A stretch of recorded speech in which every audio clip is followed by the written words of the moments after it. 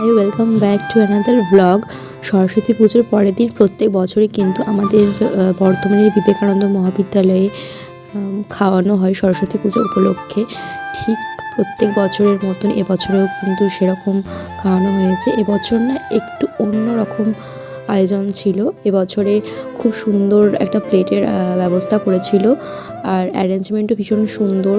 প্রত্যেক বছর কিন্তু থাকে পোলাও, মেনু সব একই আছে, শুধু পোলাওয়ের পরিবর্তে এবছর হয়েছে ঝরঝরে সুন্দর ফ্রায়েড রাইস, আর ছিল কিন্তু খুব সুন্দর একটা আলুর দম, আর বোঁদে, চাটনি, পাঁপড় ছিল।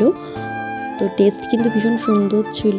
ভিডিওটা স্কিপ না করে দেখো, খুবই একটা ছোট্ট ভিডিও আমি আজ শেয়ার করলাম তোমাদের সাথে।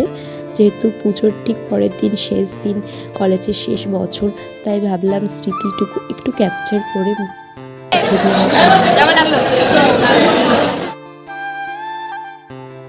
খাওয়া আমাদের একদম কমপ্লিট হয়ে গেছে। তারপরে কলেজের ভিউটা তোমাদেরকে একটু দেখালাম। পুজোর দিনের তুলনায় কিন্তু আজ ভিড়টা একটু বেশি।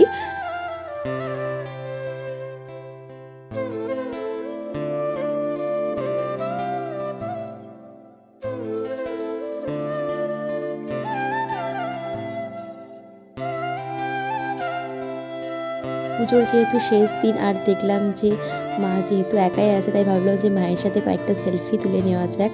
তাই